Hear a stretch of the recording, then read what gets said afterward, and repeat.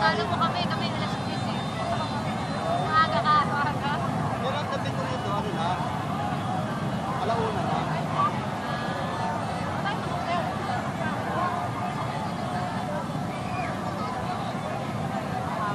Konting-konti kasi ayaw mo rin ng marami. Baka kurado. Yung problema yun eh.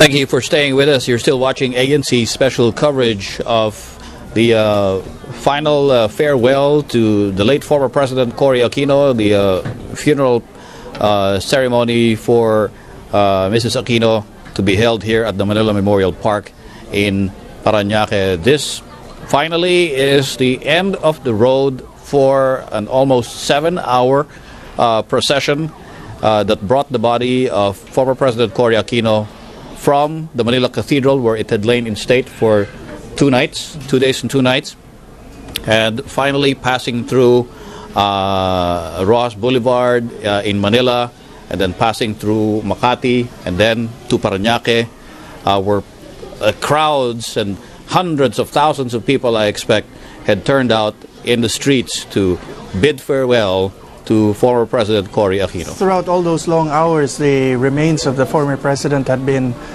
guarded, were secured by an honor guard of 4 soldiers representing the services of our armed forces, plus the Philippine National Police.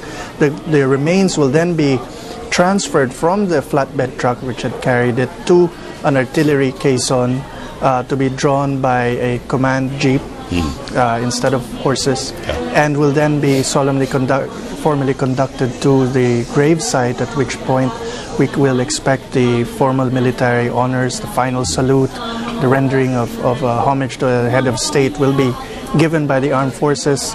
The flag would then be taken and formally presented to the next of kin of their commander-in-chief, their former commander-in-chief, at which point the rites to commit the remains of Mrs. Aquino to her last resting place will take place by the clergy of the Catholic Church. All right, to our viewers who may have just tuned in to ANC, this is ANC's continuing special coverage of the funeral ceremony for the late former President Cory Aquino. Good evening, everybody. I'm Tony Velasquez, and I'm joined here in the ANC studio by Manolo Quezon. Also joining us now, our colleague Ron Cruz. Ron, good evening. Good evening, Tony. Good evening, Manolo. Hi. Interesting to watch this part. Of course, we've been watching it the whole day since last night, also the eulogy. But the thousands of people who may still want to enter the Manila Memorial Park to go with the remains of former President Cory Aquino. Were you able to talk to anyone about the security, how Manila Memorial Park will be able to bar the crowd from getting inside? Well, that's a good question, Ron. In fact, the Chief Superintendent of the Southern Police District that we were already talking to a few hours ago were saying that they expected crowd control to be a problem for them, because at that time, and I think that was about maybe 5 o'clock in the afternoon, when he said that the crowd there was estimated to be about 50,000. Obviously, Ron, we see that crowd has multiplied many, many times over. And we haven't gotten back to him yet about this. But at the same time, Tony, you're saying that the kind of securing of the perimeter around the Aquino family mausoleum has taken place. Now, as we were seeing on our screen, we believe that it's Cory Aquino who's walking there. Beside her, of course, her husband James Yap, who's carrying their child, baby James. Beside Cory Aquino, Boy Abunda, a very close family friend who's been helping the Aquinos actually to keep the activities related to the ceremonies for the late former president to be carried out in a very smooth and efficient manner. Boy Abunda, of course, being helped out by a lot of people from the Aquino clan, as well as from people working with him in our ABS-CBN entertainment division. There was an interesting pointer here from Father Jerry Orbos, which is that it seems that these remarkable funerals take place one generation apart. This is 26, 27 years since Ninoy Aquino was laid to rest, and before that, similar interval between that and the laying to rest of President Ramon Magsaysay, which before that was the biggest funeral in our history.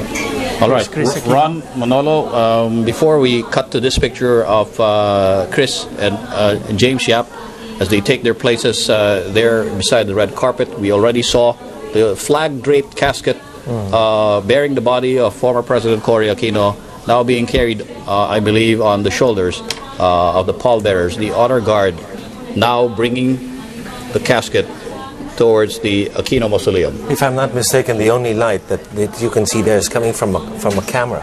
That could be from our van. From our van. It's just from a single camera, actually.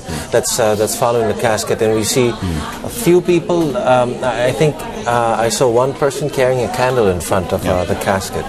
That's as simple a procession as you can get. Of course, as Manolo has been explaining to us, part of the ritual now would be for the pallbearers to bring down the casket, to lay it down on the artillery caisson, and this will be drawn by a mechanized vehicle, of course, towards the entrance of the mausoleum.